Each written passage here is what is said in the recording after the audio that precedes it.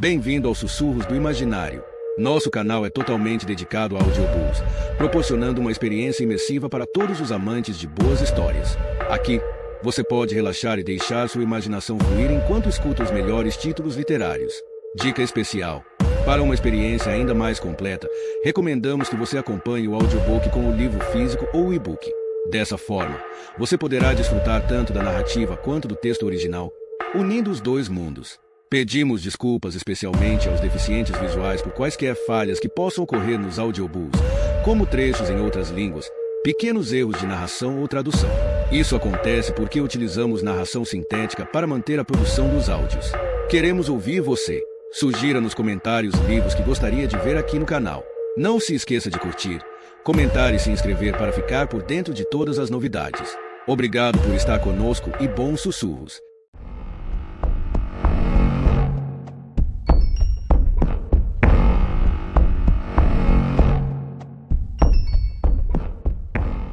Capítulo 11. A única vez que ela caiu nos braços dele foi a noite em que eles tocaram no Sugarloaf do Maine, uma apresentação em um bar de alta gastronomia que ficava bem na encosta. O correspondente não fora daquela vez.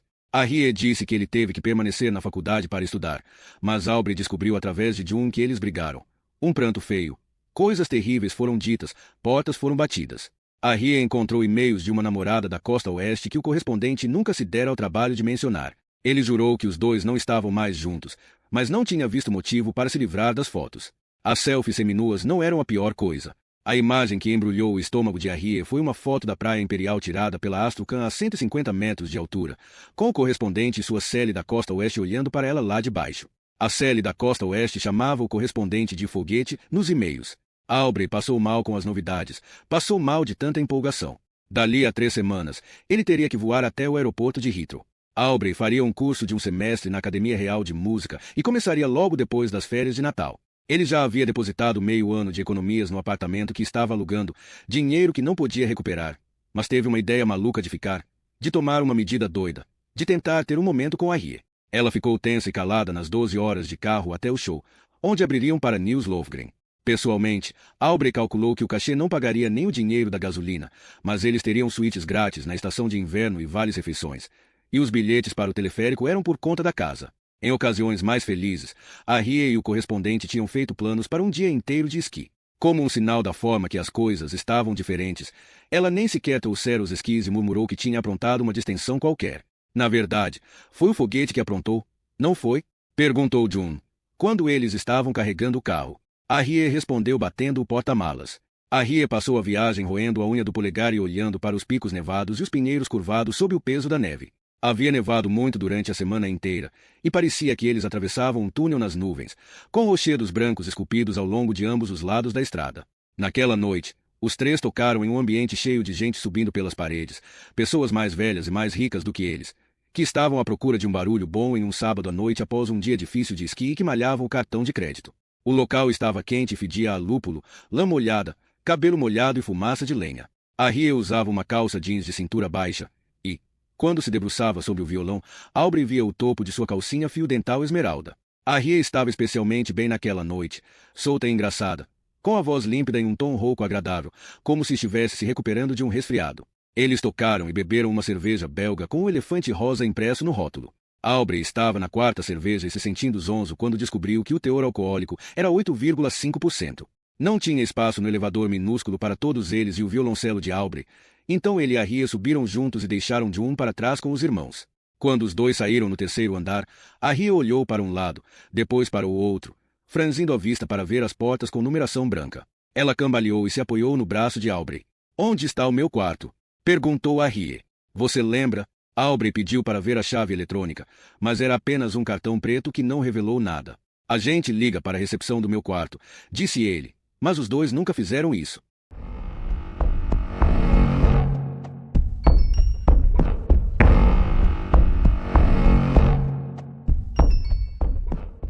Capítulo 12. As estrelas apareceram, um enxame de centelhas brilhantes na escuridão invernal. Parecia o inverno lá em cima, 3 quilômetros acima do solo. Aubrey comeu a última barra de cereal e se encolheu nas pilas de cobertores com o unicórnio enfiado no rosto, tentando sentir o cheiro de Harriet no bicho de pelúcia, se lembrando do cheiro do cabelo dela naquela noite no Maine, de pinheiros, de junípero. Ao pensar no Maine, ao se lembrar da maneira como eles arrancaram as roupas um do outro, se beijando quase desesperadamente, Aubrey sentiu uma necessidade de Harriet quase tão intensa quanto ele jamais quis água. No momento mais profundo da noite, ela empurrou os cobertores e entrou na cama com cuidado, quase com vergonha, ao lado dele. Uma Harriet feita de nuvem, com seios brancos como travesseiros, uma seda fria e esvoaçante como cabelo, lábios de bruma seca, língua de vapor frio. Aubrey chorou agradecido, puxou-a para si, e caiu dentro dela. Um salto longo e gostoso sem paraquedas.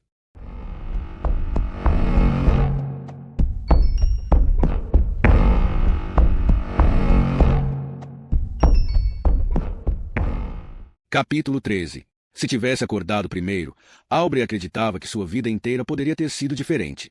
Ele não sabia qual seria a sensação de despertar banhado pela luz do sul, entre travesseiros e pilhas de lençóis brancos, com Harriet nua ao seu lado. Como ele gostaria de ter visto a luz nas costas dela.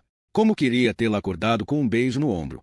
Porém, quando saiu do sono, Harriet já fora embora. Ela não respondeu à batida na porta do seu quarto de hotel. Não estava no buffet do café da manhã. Aubrey não a viu por todo o resto do tempo em que estiveram no Sugarloaf, a não ser uma vez, brevemente. Harriet estava no pátio em frente à estação de esqui, tremendo em um casaco de brim bem fino, chorando enquanto discutia com alguém no telefone. O namorado, Aubrey tinha certeza, e ele sentiu uma grande pontada de esperança. Eles estão terminando, pensou Aubrey. Ela está terminando com ele. E agora será a nossa vez. Aubrey ficou observando pelas janelas com película da recepção do hotel e teria ido ao encontro dela. Queria estar perto se Harriet precisasse dele, se sua presença silenciosa a ajudasse a passar pela situação. Mas Aubrey havia chegado à recepção com June, que estava sentindo muita dor. Ela disse que estava com cólicas terríveis ou talvez fosse uma reação a algo que comera. June estava pendurada no braço de Aubrey. E após os dois terem visto a cena no pátio por um momento, ela o puxou na direção do balcão da recepção. Deixe Harriet em paz, falou June. Eu preciso mais de você do que ela. Estou sangrando tanto que está mais para pós-parto do que menstruação. Se continuar a sair mais coisa de dentro de mim, vou ter que batizar e comprar fraldas. June estava tão ruim que pediu para Aubrey dirigir. Quando ele desceu com o violoncelo, Harriet já partirá. Ela tinha se mandado com os irmãos Maurice. June disse que foi porque Harriet estava com uma dor de cabeça de matar e queria dormir na cama no fundo do furgão, mas Aubrey ficou preocupado. Parecia mais que Harriet havia fugido do que ido embora. Acho que aquela cerveja do elefante rosa que bebemos ontem à noite pode estar piorando a minha menstruação, falou June. Com certeza não está ajudando. Todos nós bebemos demais. Eu queria poder voltar no tempo para ontem à noite. Aposto que Harriet também. Como disse Reagan, erros foram cometidos. Aubrey queria perguntar o que ela quis dizer com aquilo. Queria saber o que June sabia. Se ela estava falando sobre algo mais do que a cerveja, mas não teve coragem. E, em pouco tempo, June estava dormindo e roncando de uma maneira muito pouco adorável. Quando voltou para casa, Aubrey mandou mensagens de texto para Harriet quase uma dezena de vezes, começando com uau. Então rolou aquilo, continuando com eu realmente quero dar uma chance para esse lance, e encerrando com você está aí, tá tudo bem. Ela não respondeu, e o silêncio encheu Aubrey de medo. Ele não conseguia dormir, nem conseguia ir para a cama. Andava de um lado para o outro no quarto pequeno, com um mal-estar no estômago, jogando jogos no celular para não ter que pensar. Finalmente, Aubrey cochilou no sofá poído de segunda mão, que tinha um cheirinho de pizza velha. O telefone piscou com uma mensagem às 4h15. Eu sou uma pessoa horrível, me desculpe. Não deveria ter feito aquilo com você, não foi justo. Preciso ficar sozinha por um tempo. Eu tive um garoto na minha vida desde que tinha 9 anos e agora preciso descobrir quem eu sou sem um. Por favor, não me odeie. Por favor, nunca me odeie, meu amigo Aubrey. Embaixo da mensagem havia um emoji de um coração partido em dois. 3 semanas depois, ele estava colocando as malas em um apartamento no East End de Londres. Aubrey não teve notícias de Harriet até março, quando chegou outra mensagem de texto. June está muito, muito doente. Pode me ligar.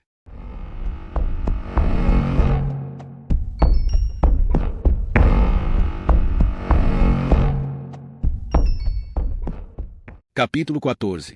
Aubrey achou que sua Harriet de nuvem teria desaparecido quando ele acordasse, mas ela estava aninhada no seu peito. O espectro diáfano de uma garota com as feições cegas e lisas de uma estátua clássica. O cabelo esvoaçava e se enrolava na brisa, como penas de seda branca. O pau de Aubrey estava irritado de tanto meter nela. Tinha sido um pouco como foder um balde cheio de mingau frio. Ele não disse isso para a Harriet de nuvem, porém, Aubrey gostava de se considerar um cavalheiro. Em vez disso, falou, você beija bem. Ela olhou para Aubrey com uma expressão de adoração. Você me entende? Ela se ajoelhou na cama, com as mãos nas coxas, e examinou Aubrey com uma devoção arrebatada e um pouco idiota. Ele pegou suas mãos de fumaça e apertou, e elas perderam um pouquinho a forma. Eu preciso chegar ao solo. Vou morrer de fome aqui em cima. As mãos da Harriet de nuvem saíram das de Aubrey tão facilmente quanto água escorrendo por entre os dedos. Por um momento, ela pareceu insignificante e desanimada. Seus ombros caídos davam a entender que ele era um estraga-prazeres. Você deve se importar comigo, falou Aubrey mais uma vez, ou teria me deixado cair. Mas precisa entender, eu vou morrer se ficar aqui em cima. Por exposição às intempéries ou à fome. A Harriet de nuvem olhou para ele com uma expressão cega de preocupação desesperada. Depois girou o corpo e jogou as pernas esguias para fora da cama. Ela lançou um olhar furtivo e chamativo para trás e apontou com a cabeça para a nuvem, a fim de dirigir a atenção de Aubrey para o que o esperava ali. Um palácio de nuvens, parecido com algo saído de As Mil e Uma Noites, se agigantava ao longe, uma massa altiva de minaretes e arcos, pátios e muralhas, escadas e rampas. A estrutura magnífica crescia para o céu, reluzente na luz do início da manhã, tão opalescente quanto uma pérola, a pérola.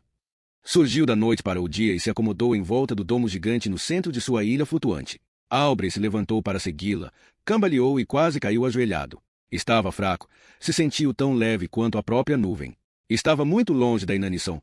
Isso levaria semanas, mas a fome o deixava tonto, e quando se mexia muito rápido, a cabeça girava. A Harriet de nuvem pegou na sua mão, e, logo depois, eles chegaram a um fosso. O coração deu um pulo.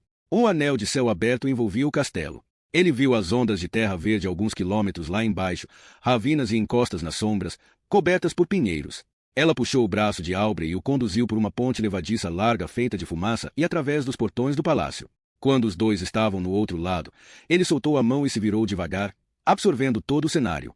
Eles haviam entrado em um grande salão, com tetos arqueados imponentes da cor da neve. Era como estar embaixo de um vestido de casamento gigante. Aubrey ficou tão tonto de girar sem parar que quase caiu outra vez. Harriet pegou o cotovelo dele e o estabilizou, depois o conduziu até um imenso trono branco. Aubrey se sentou, agradecido por não estar com as pernas bambas, e ela se sentou no colo dele, toda gelada, de cintura fina e quadris redondos. Aubrey fechou os olhos e apoiou a cabeça no seu ombro frio e reconfortante. Era um alívio ser abraçado, afinal de contas. Mas quando abriu os olhos, descobriu que estava abraçando um violoncelo de nuvens. A bunda lisa e perfeita, a cintura fina e o colo branco haviam se transformado no corpo do instrumento. Sua Harriet da troposfera agora estava sentada a 1 metro de distância, em um vestido de seda branca, observando Aubrey com a adoração de um cachorro que olha um homem segurando um hambúrguer. Aubrey enfiou a mão na nuvem aos seus pés e puxou um arco, fininho e em um tom branco translúcido de uma espinha de peixe.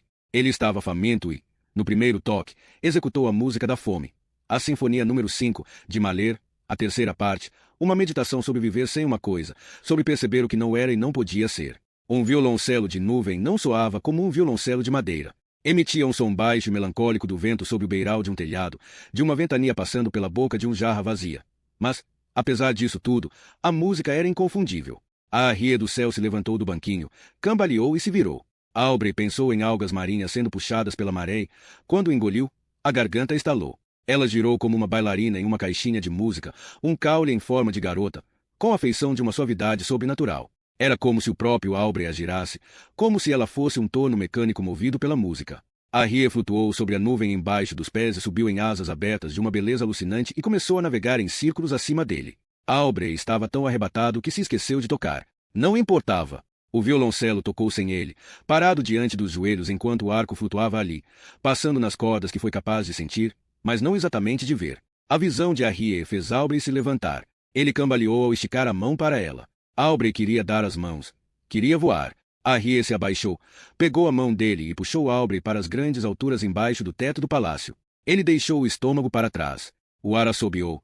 O violoncelo tocou, e Aubrey gritou e puxou Harriet para si, com os quadris dela colados aos dele. Os dois caíram, mergulharam, voltaram a subir, e Aubrey sentiu a pulsação forte e a cabeça leve.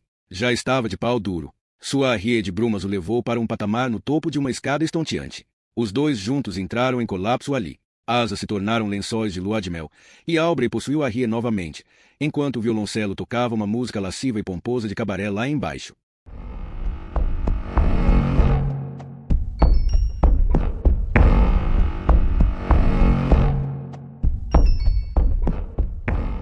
Capítulo 15. June melhorou, June piorou.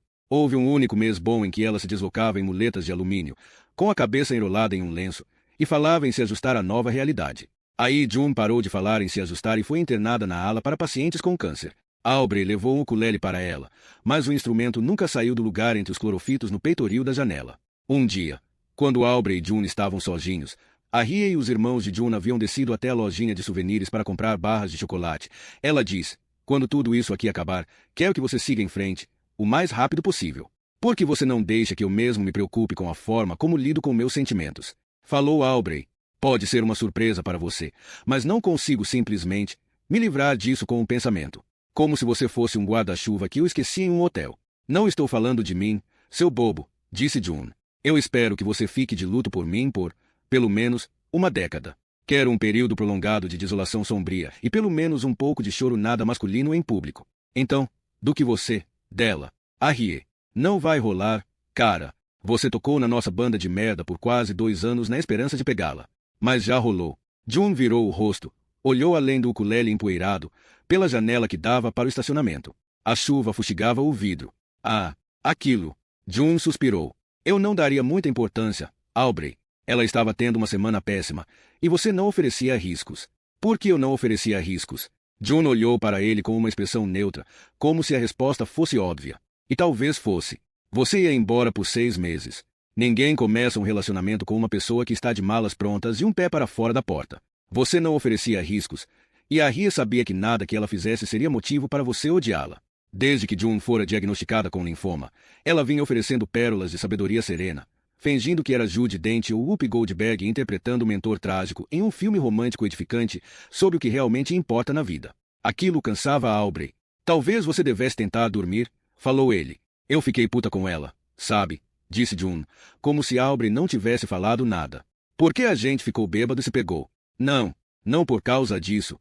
Por tudo que aconteceu antes disso. Todas aquelas noites em que ela apoiou a cabeça no seu colo em longos passeios escuros de carro. A Rie te apresentou para as pessoas como o brinquedinho dela. Não se faz isso com as pessoas. Elas podem se apaixonar. Certo? Falou ele em um tom que dizia que não estava certo. Não está certo, contestou June. Isso foi injusto com você. Eu tive algumas das melhores e mais importantes conversas da minha vida com a Rie. Da sua vida. Não da vida dela. Você compôs aquela canção sobre usar os suéteres favoritos um do outro e ela cantou. Mas Aubrey, aquelas letras eram suas. Não dela. A Rie apenas cantou as palavras que você compôs para ela. Você precisa terminar com a Rie. Nós não estamos juntos. Vocês estão na sua cabeça. Você precisa terminar com a sua Rie imaginária e se apaixonar por alguém que corresponda. Não que a verdadeira Rie não te ame. Só não te ama desse jeito. Onde está a verdadeira Rie? Caralho. Declarou Aubrey com raiva. Acho que ela foi a pé até a fábrica da Hershey's para buscar essa barra de chocolate. A Rie estava sempre indo com os irmãos de June nessas missões para encontrar um chocolate esquisito, um refrigerante estranho ou uma camiseta fora do comum que tornassem o dia dela menos deprimente. Ela deu um suspiro pesado e virou a cabeça para olhar pela janela. Por que há tantas canções românticas sobre a primavera? Eu odeio a primavera. A neve derrete e tudo fede a cocô de cachorro descongelado. Não se atreva a compor canções românticas sobre a primavera, Aubrey. Isso me mataria. E morrer uma vez já é ruim o suficiente.